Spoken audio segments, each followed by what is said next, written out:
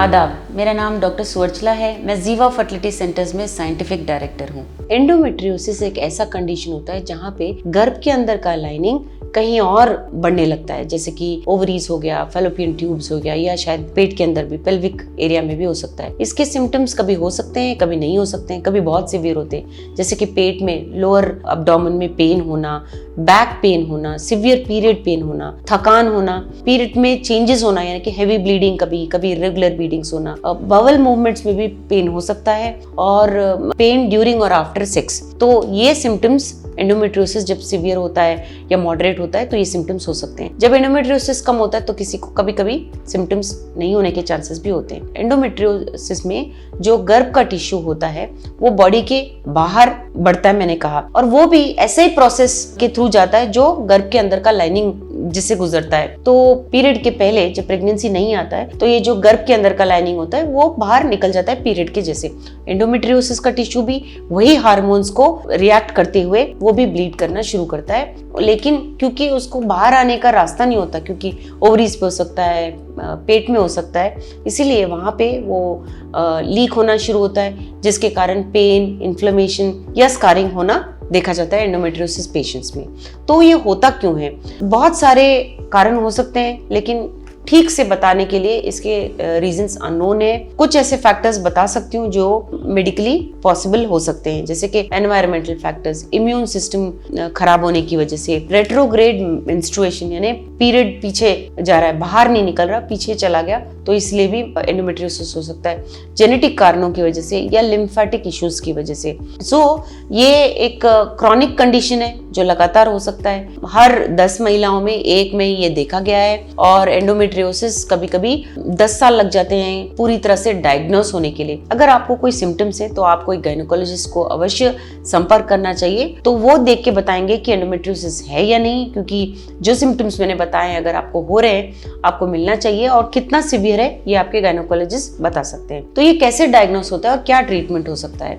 Usually ये एक ultrasound द्वारा या लैप्रोस्कोपी द्वारा पहचाना जाता है, लेकिन सिम्टम्स जो होते हैं इरेगुलर ब्लीडिंग के, हैवी ब्लीडिंग के, painful bowel movements, pelvic pain होना, फैटिग, ब्लोटिंग या लोअर एब्डोमेन में पेन होना सबसे बड़े रीजंस हैं डॉक्टर के लिए ये सोचने के लिए कि शायद एंडोमेट्रियोसिस हो सकता है। ट्रीटमेंट्स में पेन किलर्स इंक्लूडेड है, हार्मोनल मेडिकेशंस इंक्लूडेड है, और कभी कभी सर्जरी भी काम आ सकता है। न्यूट्रिशन जो आप खाते हैं वो एक बहुत इंपॉर्टेंट रोल प्ले करता है एंडोमेट्रियोसिस मैनेजमेंट में। ये आपके पेट में जो वातावरण है उससे बरकरार रखता है, इम्यून सिस्टम को नॉर्मलाइज करता है, मेटाबॉलिक वेस्ट जो बॉडी में होते हैं उसे ठीक से बैलेंस कर सकता है, और लिवर फंक्शन को भी इंप्रूव कर सकता है। लिवर एक बहुत इंपॉर्टेंट फैक्टर है।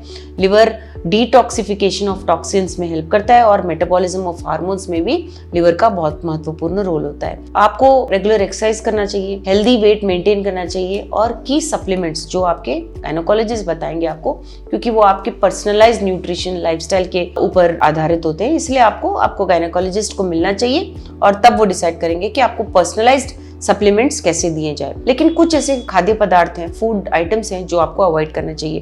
प्रोसेस्ड मीट या रेड मीट्स आपको अवॉइड करना चाहिए, क्योंकि इससे इन्फ्लेमेशन ज्यादा बढ़ता है। आपको ऑर्गेनिक खाना ज्यादा खाना चाहिए। अगर आप रेड मीट खा ही रहे हैं तो क्वांटिटी कम कीजिए। ट्रांस फैटी एसिड्स आपको कम करना चाहिए। ये बटर हो सकता है या अनहेल्दी फैट हो सकता है। ट्रांस फैट्स में की वजह से बॉडी में इन्फ्लेमेशन मार्कर्स ज्यादा होते हैं, जिसकी वजह से एंडोमेट्रियोसिस के सिम्टम्स बढ़ सकते हैं। आपको ये अवश्य देखना चाहिए जो भी आप खा रहे हैं पैकेज फूड, उसमें हाइड्रोजिनेटेड या पार्शियली हाइड्रोजिनेटेड फैट्स है या नहीं, उसे आपको अवॉइड करना चाहिए। ओमेगा 6 फूड्स जो हैं वो आपको अवॉइड करना चाहिए या कम करना चाहिए, जिसकी वजह से ओमेगा 3 का जो रेशियो होता है बॉडी में, 3 और 6 का रेशियो होता है, वो बैलेंस हो सकता है। ओमेगा 6 कौन से फूड आइटम्स होते हैं? प्रोसेस्ड स्नैक्स हो गए, पैकेज स्नैक्स हो गए, फास्ट फूड हो गए, केक, फैटी मीट्स हो गए, या प्रोसेस्ड मीट हो गया, ये सब अच्छे नहीं होते, जिसकी वजह से आपके बॉडी में इन्फ्लेमेशन बढ़ सकता है और एंडोमेट्रियोसिस के सिम्टम्स बढ़ सकते हैं। कैफीन को भी आपको कम करना चाहिए, ना कि कॉफी को आपको कम करना चाहिए।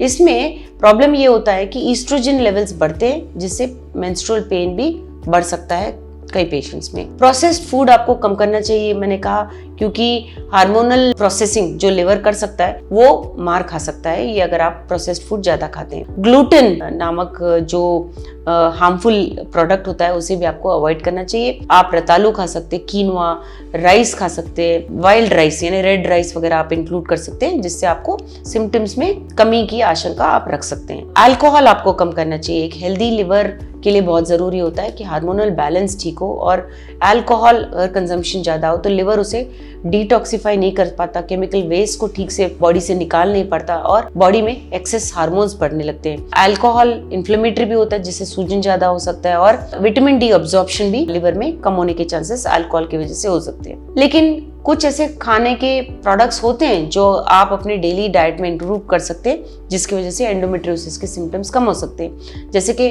खूब सारे फ्रूट्स और वेजिटेबल्स जिसमें विटामिन और मिनरल्स बहुत ज्यादा होते हैं, फाइबर ज्यादा होता है, जिसकी वजह से ये जो अनवांटेड सब्सटेंसेस मैंने टॉक्सिन्स बताए हैं वो फाइबर ज्यादा खाने से आपके बॉडी से निकल सकते हैं। एक्सेसिव हार्मोन्स हो गया, एक्सेसिव ईस्ट्रोजन हो गया, ये सब अगर आप अपना पेट का वातावरण ठीक रखेंगे, जिसे गट फ्लोरा कहते हैं, उससे भी आपको एंडोमेट्रियोसिस सिम्टम्स कम करने में बहुत हेल्प हो सकता है। खूब सारा पानी पीजिए जिससे टॉक्सिन्स आपके बॉडी से निकल सके। बीन्स, मटर हो गए, एप्पल, नट्स, सीड्स, कैरेट, थोड़े दाल, ये सारे अगर आप इंक्लूड करेंगे जिनमें नेचुरल फाइटो ईस्ट्रोजन्स होते हैं, जिसकी वजह से ये ईस्ट्रोजन रिसेप्टर्स को ब्लॉक कर सकते हैं, जिससे ये बैलेंस हो सकता है आपके बॉडी में। ओमेगा 3 आपको इंक्लूड करना चाहिए। कुछ ऐसे ऑयली फिश होते हैं जिसे हम सामन कहते हैं, ट्राउट्स, मैकरल्स वगैरह कहते हैं, कुछ नट्स, सीड्स अगर आप इंक्लूड करेंगे तो भी आपके बॉडी में इन्फ्लेमेशन कम होने के चांसेस ज्यादा होते हैं। रीसेंट स्टडीज दिखा रहे हैं कि लाइकोपीन नामक पदार्थ अगर आप अपने बॉडी में इंक्लूड करेंगे तो ये अबनॉर्मल एक्टिविटी बॉडी में जो होता है इन्फ्लेमेशन का वो कम होना देखा गया है। लाइकोपीन एक फाइटोकेमिकल है जो टोमेटोज में, मतलब टमाटरों में, या ब्राइट कलर्ड फ्रूट्स वेजिटेबल्स में जैसे कि वाटरमेलन्स हो गए, पपाया हो गया, इन सब में होता है। लाइकोपीन आप अगर खाते हैं तो अबनॉर्मल एक्टिविटी, एंडोमेट्रियोसिस में जो सेल्स में अबनॉर्मल एक्टिविटी देखा जाता है वो भी कम होने के चांसेस ज्यादा होते हैं। प्याज इंक्लूड कीजिए, अदरक, लहसुन इंक्लूड कीजिए जो प्रीबायोटिक्स होते हैं, जिससे आपके पेट में गट फ्लोरा जो मैंने कहा वातावरण जो है ठीक रहता है। इनमें बायोफ्लेवोनॉइड्स भी होते हैं जो आपको इन्फ्लेमेशन से राहत दे सकते हैं। आपको ऑर्गेनिक फूड्स ज्यादा कंज्यूम करना चाहिए। वॉलनट्स, एग्स, टूना नामक फिश, चिकन, ये सब इंक्लूड करना चाहिए क्योंकि इनमें सेलेनियम नामक एक इम्पॉर्टेंट मिनरल होता है जिससे आपके बॉडी में व्हाइट ब्लड सेल्स का फंक्शन ज्यादा हो सकता है और इम्यूनिटी बढ़ सकता है। तो ये अगर आप इंप्रूव करेंगे तो आपके लिवर का डिटॉक्सिफिकेशन सिस्टम भी इंप्रूव हो सकता है। आपके खाने में आपको लो ग्लाइसेमिक इंडेक्स लोड रखना चाहिए, यानी कि जिनमें ग्लाइसेमिक इंडेक्स कम हो वो फूड आपको इंक्लूड करना चाहिए, जिससे ये पेन सिम्टम्स भी रिड्यूस हो सकते हैं। अगर आपको एंडोमेट्रियोसिस है और आप फर्टिलिटी के लिए, बच्चों के लिए कोशिश कर रहे हैं लेकिन आपको कोई रास्ता नहीं दिख रहा है, अवश्य जीवा फर्टिलिटी सेंटर्स आइए। Thank you. हमने इस वीडियो बनाने के लिए बहुत मुशक्कत की है, मेहरबानी करके हमें लाइक और सब्सक्राइब जरूर कीजिएगा। शुक्रिया।